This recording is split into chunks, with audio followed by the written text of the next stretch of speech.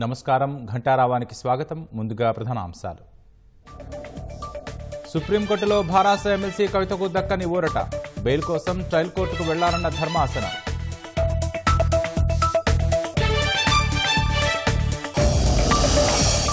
Delhi CM Kejriwal పిటిషన్పై సుప్రీంలో విచారణ.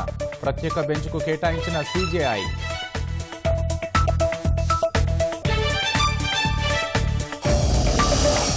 హైదరాబాద్ శివారులో భారీగా డ్రగ్స్ పట్టివేత. 9 కోట్ల విలువైన మాదక ద్రవ్యాలు స్వాధీనం.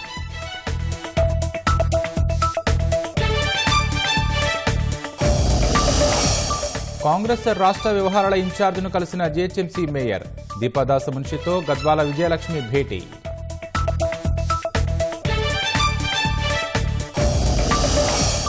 ఇంట్లో చెరబడిన దొంగలను చితకబాదిన తల్లి కూతుళ్లకు ప్రశంసలు.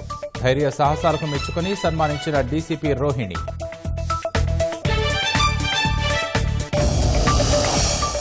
బీహార్లోని సుపాల్లో కూలిన వంతెన. కార్మికుడు మృతి. శిథిలాల్లో చిక్కుకున్న 30 మంది.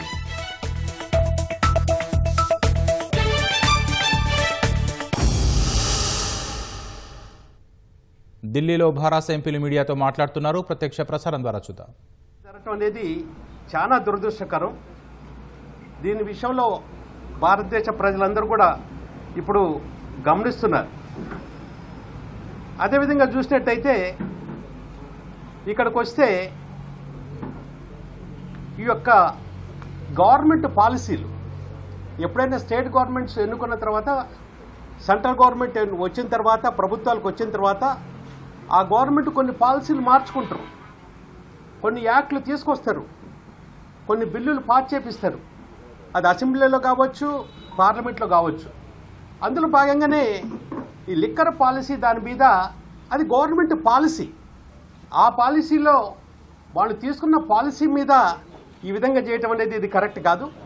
గత 10 సంవత్సరాల నుంచి కనుక మనం చూసినట్టయితే మరి ఎన్నో పాలసీలు పార్లమెంట్లో కూడా చాలా చేంజ్ చేశారు. ఇవాళ ప్రైవేటైజేషన్లో చేసినటువంటి కోల్ ఇంపోర్ట్ పాలసీ చూడండి, ఎయిర్పోర్ట్ ప్రైవేటైజేషన్ చూడండి, రోడ్ల ప్రైవేటైజేషన్ చూడండి, మైనింగ్ విషయంలో చూడండి. అదేవిధంగా ఎన్నో పాలసీలు మరే మీరు కూడా చేంజ్ చేశారు. పాలసీలు మారినప్పుడు తప్పకుండా కూడా ప్రైవేటైజేషన్లో వాళ్ళ విధానాలలో ఏదైతే అట్రాక్టివ్ ఉంటే వాళ్ళకి వస్తారు, బిజినెస్ చేస్తుంటారు. అటువంటి పాలసీలు తీసుకున్నటువంటి గవర్నమెంట్ పాలసీల మీద కూడా ఈ విధంగా చేయటం అనేది ఇది ఏమాత్రం కూడా కరెక్ట్ కాదు. ఎందుకంటే ఒక మహిళని కూడా చూడకుండా ఒక తెలంగాణ బిడ్డని ఏ విధంగా ఇబ్బందులు పెడుతున్నారో తెలంగాణ ప్రజలు ముఖ్యంగా నేను కోరుకునేది ఒకటే.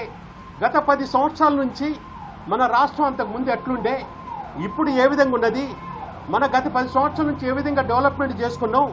నేను కూడా ఒక తెలంగాణ రైతు బిడ్డగా తెలంగాణ కష్టాలు, పల్లె కష్టాలు నేను కళ్ళారా చూసినటువంటి వాడిని. అటువంటి కష్టాలు మరి 10 సంవత్సరాలలో కేసీఆర్ గారు ముఖ్యమంత్రిగా ఉండటం, ఆ టైంలో తాగటానికి సాగుకి ఇబ్బంది లేకుండా, కరెంటుకి ఇబ్బంది లేకుండా రైతుల్ని, బడుగు బలహీన వర్గాలను అన్ని విధాలు కూడా ఆదుకున్నాం. అందుకనే మళ్ళీ ఒక్కసారి తెలంగాణ ప్రజలందరూ కూడా నేను కోరుకునేది ఒకటే, జరుగుతున్న పరిణామాలను చూసి తప్పకుండా కూడా రాబోయే టైంలో మళ్ళా మీరు కేసీఆర్ గారికి, మా పార్టీకి అన్ని విధాల మద్దతు ఉండాలని మీ ద్వారా తెలంగాణ ప్రజానీకాన్ని నన్ను కూడా కోరుకుంటున్నాను. ఒకసారి అయిపోయిన తర్వాత మాట్లాడు. ఓకే, 2-3 అడిషనల్ పాయింట్స్ యాడ్ చేస్తాను నామగారు చెప్పిన తర్వాత. ఒకటి, నిన్నటి వరకు శాసనసభ ఎన్నికలు జరుగుతున్న వాతావరణంలో ఈ ఈడీ రేట్స్ అన్నీ కూడా రీజనలైజ్ చేశారు. అంటే ఏ రాష్ట్రంలో ఎలక్షన్ ఉంటే అంతవరకు పరిమితం చేశారు. ఇప్పుడు రీజనల్గా జరిగిన ఈడీ రేట్స్ అన్నింటినీ కూడా ఇప్పుడు నేషనల్ క్యాపిటల్కి తీసుకొచ్చారు. పార్లమెంట్ ఎలక్షన్స్ జరుగుతున్నాయి కాబట్టి ఆ ఉద్దేశంతో వారు చెప్పినట్టు ఈరోజు కేవలం ఏ రాజకీయ పార్టీలు వారికి లొంగలేదో, వారితో అలయన్స్లో రాలేదో, లేకుంటే ఏ రాజకీయ నాయకుడు వాళ్ళ పార్టీలో చేరలేదో అటువంటి వారిపైనే ఈ కక్ష అనేది చాలా స్పష్టంగా కనిపిస్తుంది. కవిత గారి ఇష్యూకి వస్తే మనీ ట్రేల్ అనేది ఎక్కడ లేదు. ఆమెకు డబ్బు ముట్టినట్టు, లేకుంటే ఆమె ఖాతాలో పడ్డట్టు, లేకుంటే ఆమె డబ్బు తీసుకొని వేరే వాళ్ళకి ఇచ్చినట్టు ఎక్కడ కూడా దాఖలాలు లేవు. మాకు సంపూర్ణమైన విశ్వాసం ఉంది న్యాయ వ్యవస్థల పైన. తప్పనిసరిగా జస్టిస్ విల్ ప్రివేల్, న్యాయం జరుగుతుంది. ఈ పోరాటం అనేది ఏదైతే జరుపుతున్నారో తప్పనిసరిగా ధైర్యంగా టీఆర్ఎస్ పార్టీ దీన్ని ఎదుర్కొంటుంది. ఎందుకంటే ఇప్పుడే చెప్పినట్టు ఇది మాకు కొత్త ఏం కాదు. కేసీఆర్ గారు ఈ దేశానికి మతానికి కులానికి అతీతంగా ఒక డిఫరెంట్ నరేటివ్ ఇచ్చాడు, అభివృద్ధి దిశలో తీసుకెళ్లాలి అని.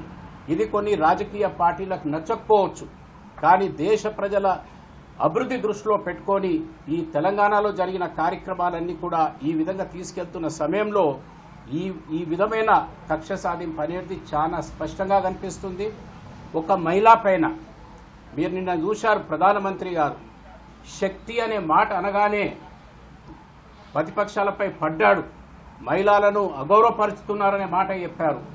మరి ఈరోజు ఒక బిడ్డను ఈ విధంగా అంటే సన్సెట్ తర్వాత కూడా అరెస్ట్ చేసే పరిస్థితులు ఏర్పడ్డాయంటే మీరు మాట్లాడేది ఒకవైపు శక్తి మాకు ధైర్యం ఇస్తుంది అని మహిళా లోకాన్ని గౌరవించే విధంగా చెప్తారు, మరోవైపున వస్తే దానికి భిన్నంగా మీ డిపార్ట్మెంట్స్ వ్యవహరిస్తుంది అనేది ఇక్కడ చాలా స్పష్టంగా కనిపించాయి. కావున ఇప్పుడే చెప్పినట్టు డెఫినెట్లీ దీని పైన బీఆర్ఎస్ పార్టీ ఆ రోజు తెలంగాణ పోరాటన జరిగినప్పుడు ఇటువంటి చర్యలే పడ్డారు. అప్పుడు ఆ రోజు పార్టీని బ్రేకప్ చేయడానికి, ఉద్యమాన్ని ఆపటానికి రకరకాల మాటలు చెప్తూ ఇంకా ఎవరు మిగిలరు దీంట్లో అనే మాటలు చెప్పినా ఇవన్నీ ఎదుర్కొని ఏదైతే గోల్ తెలంగాణ సాధించాలనుకున్నామో ఆ రోజు కేసీఆర్ గారు సాధించారు. ఇప్పుడు ఇదే విధంగా ఈ విధమైన ఈ అట్రాసిటీస్ కానీ వేధింపులు కానీ తప్పనిసరిగా ఎదుర్కొని మళ్ళీ ఒకసారి వీళ్ళు కమ్అట్ క్లీన్ అనే విశ్వాసం మాలో ఉంది. న్యాయ వ్యవస్థలో అల్టిమేట్గా న్యాయం జరుగుతుందనే నమ్మకం కూడా మాకుంది. అందరికీ నమస్కారం. మొన్న 15వ తారీఖు నాడు హైదరాబాద్లో జరిగినటువంటి హై డ్రామా పార్లమెంటు రేపు పొద్దున ఎలక్షన్ కోడ్ వస్తుందని 2 రోజుల ముందే ప్రకటించి ఒకరోజు ముందుగా తీసుకొచ్చి అరెస్ట్ చేసిన కవితమ్మ అరెస్టు అక్రమం, అన్యాయం.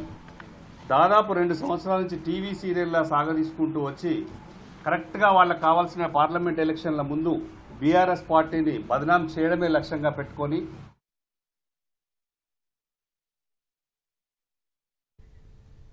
ఢిల్లీ మద్యం కేసులో అరెస్ట్ అయి ఈడీ కస్టడీలో ఉన్న భారాస ఎమ్మెల్సీ కవితకు సుప్రీంకోర్టులో ఊరటలు దక్కలేదు. తన అరెస్టు చట్ట విరుద్ధమంటూ కవిత దాఖలు చేసిన పిటిషన్ను రాజ్యాంగ సమర్థతపై దాఖలైన మరో కేసుతో కలిపి విచారిస్తామని త్రిసభ్య ధర్మాసనం స్పష్టం చేసింది. బెయిల్ కోసం ట్రయల్ కోర్టును ఆశ్రయించాలని సూచించింది. మద్యం కేసులో తనను ఈడీ అరెస్టు చేయడం అక్రమం అంటూ సుప్రీంకోర్టులో కవిత దాఖలు చేసిన రెడ్ పిటిషన్పై సుప్రీంకోర్టులో విచారణ జరిగింది. Justice Sanjiv Khanna, justice MM Sundaresh, justice Bela త్రివేదిలతో కూడిన త్రిసభ్య ధర్మాసనం పిటిషన్ను విచారించింది. విచారణలో భాగంగా ఈడీ తీర్పై ఆందోళన వ్యక్తం చేసిన కవిత తరపు న్యాయవాది కపిల్ సిబల్ ప్రస్తుత పరిణామాలు తీవ్ర నిరాశ, నిస్పృహలకు గురి చేస్తున్నాయని ధర్మాసనం దృష్టికి తేగా భావోద్వేగానికి గురి కావద్దని కపిల్ సిబల్ను జస్టిస్ సంజీవ్ ఖన్నా వారించారు. ఈ కేసులో కవితను ఒకసారి సాక్షిగా, మరోసారి నిందితురాలుగా పిలిచారన్న సిబల్ ఒక్క బలమైన సాక్ష్యం లేకుండా దర్యాప్తు సాగుతోందన్నారు. అప్రూవర్లు ఇచ్చిన వాంగ్మూలం ఆధారంగానే కేసు దర్యాప్తు సాగుతోందని పేర్కొన్నారు. ప్రస్తుతం కేసు మెరిట్స్లోకి వెళ్లట్లేదని తెలిపిన జస్టిస్ సంజీవ్ ఖన్నా పిటిషన్లో రాజ్యాంగపరమైన విషయాలను లేవనెత్తినందున రాజ్యాంగపరమైన విషయాలపై మిగతా పిటిషన్లతో కలిపి విచారిస్తామని పేర్కొన్నారు. కేసు మెరిట్స్ గురించి ట్రయల్ కోర్టుకే చెప్పాలన్న త్రిసభ్య ధర్మాసనం బెయిల్ కోసం ట్రయల్ కోర్టుని ఆశ్రయించాలని సూచించింది. బెయిల్పై ట్రయల్ కోర్టుకు వెళ్లే స్వేచ్ఛ పిటిషనర్కు ఉందన్న ధర్మాసనం నిబంధనల ప్రకారమే నడుచుకోవాలని సూచించింది. సుప్రీంకోర్టును ఆశ్రయించే స్తోమత ఉన్నంత మాత్రాన పిటిషన్ను పరిగణలోకి తీసుకోలేమన్న త్రిసభ్య ధర్మాసనం త్వరితగతిన కేసు విచారణ చేపట్టాలని ట్రయల్ కోర్టుకు సూచించింది. రాజ్యాంగపరమైన అంశాలపై ఈడీకి నోటీసులు జారీ చేసిన ధర్మాసనం 6 వారాల్లో సమాధానం చెప్పాలని ఆదేశాలు జారీ చేసింది. తర్వాత మరో 2 వారాల్లో రిజైండర్ దాఖలు చేయాలని నిర్దేశించింది. ఢిల్లీ సీఎం అరవింద్ కేజ్రీవాల్ను కొంతసేపట్లో పీఎంఎల్ఏ కోర్టులో హాజరుపరచనున్నారు. సీఎంను 10 రోజుల కస్టడీకి ఇవ్వాలని ఈడీ న్యాయస్థానాన్ని కోరే అవకాశం ఉంది. ఈ ఉదయం కేజ్రీవాల్కు ఈడీ కార్యాలయంలోని వైద్య పరీక్షలు నిర్వహించారు. మరోవైపు చరిత్రలో తొలిసారి ఒక సీఎంను అరెస్టు చేసిన నేపథ్యంలో ఢిల్లీలో ఆందోళనకర పరిస్థితులు కొనసాగుతున్నాయి. నిరసనల్లో పాల్గొన్న ఢిల్లీ మంత్రులు, ఎమ్మెల్యేలను పోలీసులు అరెస్టు చేశారు. ఢిల్లీ సీఎం అరవింద్ కేజ్రీవాల్ను కొంతసేపట్లో పీఎంఎల్ఏ కోర్టులో హాజరుపరచనున్నారు. సీఎంను 10 రోజుల కస్టడీకి ఇవ్వాలని ఈడీ న్యాయస్థానాన్ని కోరే అవకాశం ఉంది. మద్యం కుంభకోణం కేసులో అరెస్టైన ఢిల్లీ సీఎం అరవింద్ కేజ్రీవాల్కు ఈ ఉదయం వైద్య నిపుణుల బృందం ఈడీ కార్యాలయంలోనే వైద్య పరీక్షలు నిర్వహించింది. కేజ్రీవాల్ అరెస్టు దృష్ట్యా ఐటీఓ వద్ద భారీ ఎత్తున భద్రతా బలగాలు మోహరించాయి. రహదారులపై ఎక్కడికక్కడ బారికేడ్లు ఏర్పాటు చేశారు. పోలీసుల సూచనల ప్రకారం ఈ రోజు ఉదయం 8 గంటల నుంచి సాయంత్రం 6 వరకు ఐటీఓ మెట్రో స్టేషన్ను మూసివేయనున్నట్లు ఢిల్లీ మెట్రో ప్రకటించింది. ఢిల్లీ సీఎం అక్రమ అరెస్టుకు నిరసనగా ఆందోళనలు నిర్వహించాలని ఆప్ నిర్ణయించింది. ఢిల్లీలో ఆందోళనలో పాల్గొన్న పార్టీ కార్యకర్తలతో పాటు మంత్రులు అతిషి, సౌరభ్ భరద్వాజ్లను కూడా పోలీసులు అరెస్టు చేశారు. ఐటీఓ వద్ద కార్యకర్తలతో కలిసి నిరసనలు చేస్తున్న భరద్వాజ్ను పోలీసులు ప్రత్యేక వాహనాల్లో తరలించారు. ఈ సందర్భంగా మాట్లాడిన భరద్వాజ్ కేజ్రీవాల్ కుటుంబ సభ్యులను కూడా హౌస్ అరెస్టు చేయడం దారుణమని ఆవేదన వ్యక్తం చేశారు. మరో ఆప్ ఎమ్మెల్యే రాఖీ బిర్లాను కూడా అరెస్టు చేసి స్టేషన్కు తరలించారు. ఆందోళనల నేపథ్యంలో అప్రమత్తమైన పోలీసులు కృష్ణా మీనన్ మార్గ్, మోతీలాల్ నెహ్రూ మార్గ్, జన్పద్, అబ్దుల్ కలాం రోడ్డు తదితర ప్రాంతాల్లో ట్రాఫిక్ ఇబ్బందులు ఉంటాయని సూచనలు చేశారు. ఆయా మార్గాల్లో ప్రయాణాలు మానుకోవాలని స్పష్టం చేశారు. కేజ్రీవాల్ను ఈడీ హెడ్ క్వార్టర్స్లోని ఒక లాకప్లో రాత్రంతా ఉంచారని అధికార వర్గాలు తెలిపాయి. రాత్రి ఆయన సరిగా నిద్రపోలేదని తెలిపాయి. ఉదయం బ్రేక్ఫాస్ట్ చేశాక మందులు వేసుకున్నారని పేర్కొన్నాయి. కేజ్రీవాల్ భద్రతపై ఆప్ ఆందోళన వ్యక్తం చేసింది. ఆయనకు Z+ కేటగిరీ భద్రత ఉందని, ఇప్పుడు ఈడీ కస్టడీలో కేంద్రం తగిన రక్షణ కల్పిస్తుందా అని ప్రశ్నించింది. ఎన్నికల ముందు విపక్ష నేతలపై దాడులు మొదలయ్యాయని, కేజ్రీవాల్ ప్రచారం చేయకుండా అడ్డుకునేందుకు ఆప్ను అణచివేసేందుకు భాజపా ప్రయత్నిస్తోందని ఆరోపించింది. మద్యం కుంభకోణం కేసులో 16 మందిని అరెస్టు చేసి విచారిస్తున్న ఈడీ విచారణకు హాజరు కావాలని కేజ్రీవాల్కు 9 సార్లు నోటీసులు జారీ చేసింది.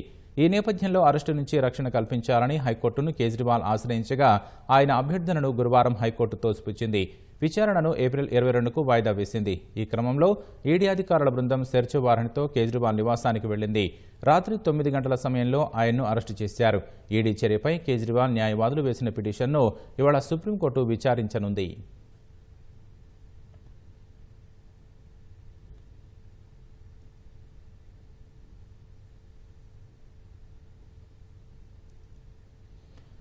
హైదరాబాద్లో కూడా భాజపా కార్యాలయం ముందు ఆప్ కార్యకర్తలు ఆందోళన నిర్వహిస్తున్నారు.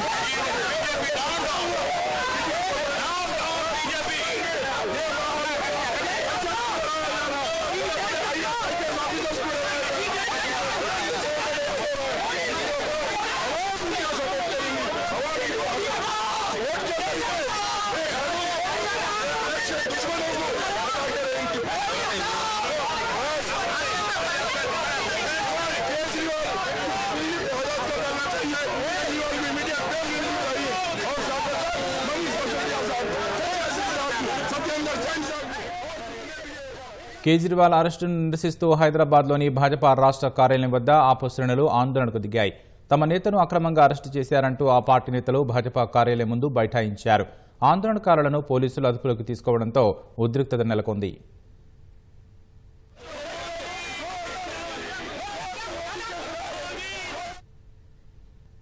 హైదరాబాద్ శివారులో ఓ ఫ్యాక్టరీలో డ్రగ్స్ తయారు చేస్తున్న వ్యవహారం వెలుగులోకి వచ్చింది. ఐడిఏ బొల్లారంలోని ఫ్యాక్టరీలో భారీగా మాదక ద్రవ్యాలను డ్రగ్ కంట్రోల్ అధికారులు గుర్తించారు. ఇంటర్పోల్కు వచ్చిన సమాచారంతో సోదాలు నిర్వహించగా విషయం వెలుగులోకి వచ్చింది. డ్రగ్స్ పట్టివేతకు సంబంధించి మరింత సమాచారం మా ప్రతినిధి రమేష్ ప్రత్యక్ష ప్రసారం ద్వారా అందిస్తారు.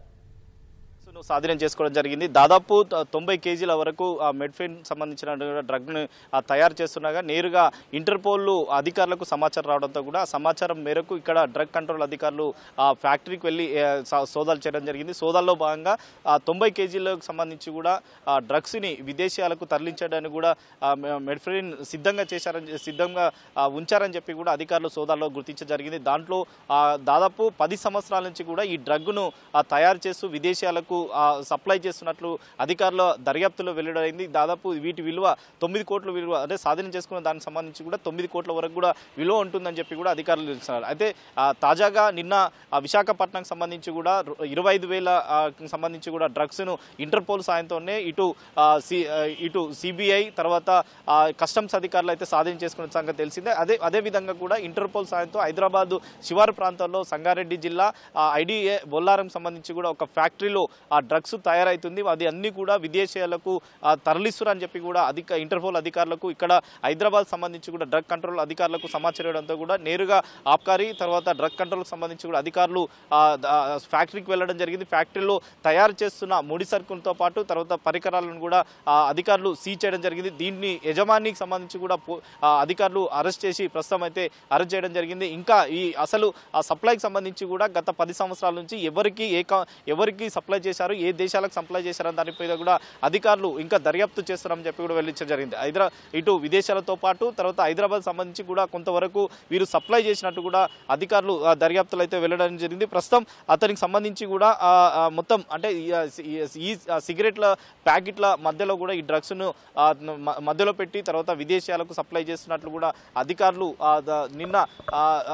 నిన్న సోదాల్లో భాగంగా కూడా గుర్తించడం జరిగింది. దీనికి సంబంధించి అతని యజమానిని అదుపులో తీసుకొని తర్వాత అరెస్ట్ చేసి తర్వాత దర్యాప్తులో భాగంగా కూడా వెళ్లించడం జరిగింది. కేవలం అంటే ఇంటర్పోల్ అధికారులు వీరిపైన కూడా అక్కడ స్వాధీనం చేసుకున్న డ్రగ్ని ఆధారంగా అక్కడ విచారణ ఆధారంగా కూడా ఇదంతా హైదరాబాద్ కేంద్రంగా కూడా వీటిని తయారు చేస్తున్నట్లు కూడా అధికారులు గుర్తించి ఇక్కడ అధికారులు కూడా సమాచారం ఇచ్చినట్లు కూడా ఇటు డ్రగ్ కంట్రోల్ అయితే అధికారులు అయితే చెప్తున్నారు. కేవలం ఈ మెడిఫిన్ సంబంధించి కూడా గతంలో ఇటు కస్టమ్స్ కానీ తర్వాత అధికారులు కూడా పారిశ్రామిక వాడలకు సంబంధించి కూడా ఫ్యాక్టరీలో గతంలో అనేక కిలోలకు సంబంధించి కూడా డ్రగ్స్ను స్వాధీనం చేసుకోవడం జరిగింది. కేవలం అది దేశంలో వివిధ ప్రాంతాలకు మాత్రమే సప్లై చేసే విధంగా ఉంది. కానీ ఈసారి డ్రగ్ కంట్రోల్ పట్టుకున్న ఈ డ్రగ్కు సంబంధించి కూడా మెడిఫిన్ సంబంధించి కూడా ఈ డ్రగ్ను విదేశాలతో పాటు ఇటు హైదరాబాద్ ప్రధానంగా వీళ్ళు సప్లై చేసినట్టు గుర్తించడం జరిగింది. కానీ ఎక్కువ మొత్తంలో ఇంకా తయారు చేసి గత 10 సంవత్సరాల్లో దాదాపు 1,000 కోట్ల రూపాయలకు సంబంధించి కూడా వీళ్ళు డ్రగ్ను విక్రయాలు నిర్వహించినట్లు కూడా అధికారులు గుర్తించడం జరిగింది. దీంతో పాటు ఇతనికి సంబంధించిన మెడిఫిన్ ఎవరు ఆర్డర్ ఇచ్చారు ఆ కంపెనీకి సంబంధించి కూడా PSN కంపెనీలో యజమాని ఉన్న ఎవరైతే ఉన్నారో అతన్ని అరెస్ట్ చేసి ప్రస్తుతం అయితే విచారణ చేస్తున్నారు. PSN కంపెనీకి ఎవరు అంటే ఏ దేశం సంబంధించి కూడా వీరు ఆర్డర్ ప్రకారం ఈ మెడిఫిన్ డ్రగ్ను తయారు చేస్తున్నారనే దాని మీద కూడా ప్రస్తుతం డ్రగ్ కంట్రోల్ అధికారులు అయితే దర్యాప్తు చేస్తున్నారు. డ్రగ్ చేసిన తర్వాత ఇంకా ఎవరైనా ఉన్నారా హైదరాబాద్లో కేవలం అతని యజమానితో పాటు ఇంకా మిగతా వాళ్ళు కూడా ఇంకా ఎవరన్నారా అంటే ఈ సప్లై ఏ విధంగా విదేశాలకు తరలిస్తున్నారు, ఇప్పటికే అంటే సీపోర్ట్ ద్వారా అవుతుందా లేదా విమానం ద్వారా కూడా విదేశాలకు పంపిస్తున్నారనే దాని మీద కూడా అధికారులు దర్యాప్తు అయితే చేస్తున్నారు. ఈ సిగరెట్లు కేవలం సిగరెట్ల మధ్యలో ఇప్పటికే సిగరెట్ల మధ్య నిలిచిన దాన్ని వాటిని కొంతవరకు స్వాధీనం చేసుకున్న ఆ పొడికి సంబంధించి కూడా ఆ మెడ్ఫిన్కి సంబంధించి కూడా వాటిని అయితే స్వాధీనం చేసుకున్నారు. ప్రస్తుతం ఈ డ్రగ్ నిర్వహించిన దానికి దాదాపు చాలా మందికి యువతికి కూడా ఇక్కడ విక్రయాలు నిర్వహిస్తున్నట్లు కూడా అధికారులు అయితే గుర్తించడం జరిగింది. కాబట్టి అతన్ని దర్యాప్తు ఇప్పటికే రిమాండ్ తరలించిన తర్వాత అతన్ని కస్టడీ తీసుకొని మరికొంతవరకు సమాచారం రాబట్టాలని చెప్పి కూడా డ్రగ్ కంట్రోల్ అధికారులు అయితే భావిస్తున్నట్టు కూడా తెలుస్తుంది. ధన్యవాదాలు రమేష్. విశాఖ డ్రగ్స్ ఘటనపై సిబిఐ దర్యాప్తు కొనసాగుతోంది. డ్రగ్స్ కంటైనర్ను సిబిఐ అధికారులు విశాఖ కంటైనర్ పోర్టులో ఉంచారు. కస్టమ్స్ సిబిఐ అధికారుల భద్రతలో డ్రగ్స్ కంటైనర్ ఉంది. ఈ నెల 16న చైనా నౌక ద్వారా కంటైనర్ విశాఖ వచ్చినట్లు సిబిఐ గుర్తించింది. బ్రెజిల్ శాంటోస్ పోర్టు నుంచి డ్రైడ్ హీస్ట్ బ్యాగులతో కంటైనర్ విశాఖ వచ్చినట్లు నిర్ధారించారు. సంధ్య ఆక్వా పేరిట కంటైనర్ బుక్ అయింది. కంటైనర్ను స్క్రీనింగ్ చేసి డ్రగ్స్ ఉన్నట్లు అధికారులు గుర్తించారు. ఇంటర్పోల్ సమాచారంతో కంటైనర్ కోసం నౌకను సీబీఐ ట్రాక్ చేసింది. విశాఖలో కంటైనర్ దించి తమిళనాడు కట్టుపల్లి పోర్టుకు నౌక వెళ్లినట్లు సమాచారం. డ్రగ్స్ కంటైనర్ను విశాఖలో దించినట్లు నౌకా సిబ్బంది ద్వారా సీబీఐ నిర్ధారించింది. ఢిల్లీ నుంచి వచ్చిన ప్రత్యేక బృందం కస్టమ్స్ అధికారులు నౌకలో తనిఖీలు చేపట్టారు. కంటైనర్లో 25 కిలోల చొప్పున 1000 బ్యాగుల్లో ఉన్న డ్రైడ్ ఈస్ట్ను స్వాధీనం చేసుకున్నారు. ఈ నెల 19న సేకరించిన 49కి గాను 27 నమూనాల్లో డ్రగ్స్ ఉన్నట్లు గుర్తించారు. సంధ్య ఆక్వా సంస్థలో 2 రోజుల క్రితమే సీబీఐ తనిఖీలు చేపట్టింది. ఆక్వా పరిశ్రమలోని రికార్డులను స్వాధీనం చేసుకుంది.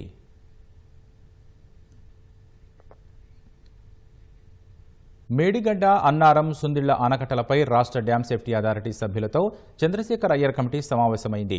2 రోజులుగా వివిధ విభాగాల ఇంజనీర్లతో సమావేశమైన కమిటీ బ్యారేజీల డిజైన్స్, నిర్మాణం, నాణ్యత, నిర్వహణ అంశాలపై ఆరా తీసింది.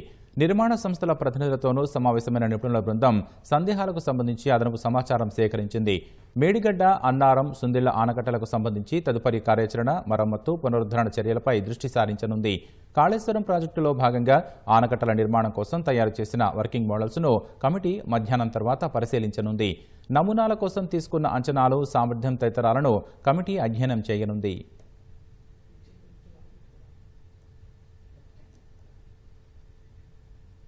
తుపాకీ గురిపెట్టి బెదిరించినా వెరవకుండా తల్లి, కుమార్తెలు ప్రదర్శించిన ధైర్య సాహసాలకు దోపిడీ దొంగలు తోకముడిచారు. బేగంపేట పోలీస్ స్టేషన్ పరిధిలోని రసూల్పుర జైన్ కాలనీలో గురువారం మధ్యాహ్నం ఈ ఘటన చోటు చేసుకుంది. నవరతన్ జైన్, ఆయన భార్య అమితా మెహోద్ హైదరాబాద్ రసూల్పురాలోని హౌసింగ్ కాలనీలో నివాసముంటున్నారు. గురువారం మధ్యాహ్న సమయంలో అమిత, ఆమె కుమార్తె పని మనిషి ఇంట్లో ఉన్నప్పుడు ప్రేమ్చంద్, సుశీల్ కుమార్ కొరియర్ సర్వీస్ వచ్చిందంటూ ఇంటి ప్రాంగణంలోకి వచ్చారు. అమిత వారిద్దరినీ తలుపు బయటే ఉండాలని చెప్పగా హెల్మెట్ ధరించిన సుశీల్ కుమార్ ఒక్కసారిగా ఇంట్లో ప్రవేశించి బ్యాగులోని నాటు తుపాకీ బయటకు తీసి గురిపెట్టాడు. ఆ తర్వాత ప్రేమ్చంద్ వంటగదిలోకి వెళ్లి పని మనిషి మెడపై కత్తి పెట్టాడు. విలువైన వస్తువులు ఇవ్వాలని డిమాండ్ చేశారు. అదే సమయంలో అమిత సుశీల్ను బలంగా కాలుతో నెట్టేసింది. ఈలోపు ఆమె కుమార్తె కూడా వచ్చి గట్టిగా ప్రతిఘటించారు. ఇద్దరిపైన సుశీల్ దాడి చేస్తున్నా వెరవకుండా గట్టిగా కేకలేస్తూ పట్టుకునేందుకు ప్రయత్నించారు. గత్యంతరం లేక అతడు తుపాకీ వదిలి పరారయ్యాడు.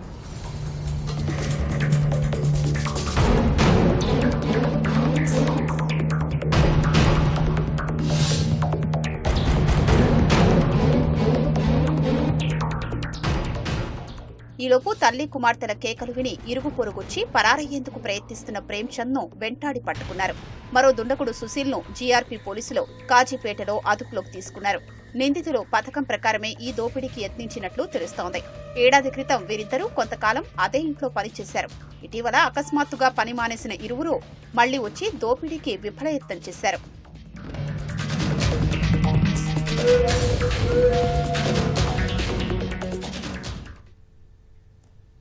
సికింద్రాబాద్ పరిధిలో ఇంట్లోకి ప్రవేశించిన ఆగంతకుడిని తరిమేందుకు తల్లి, కుమార్తెలు చేసిన వీరోచిత పోరాట స్ఫూర్తికి అభినందనలు వెల్లువెత్తాయి.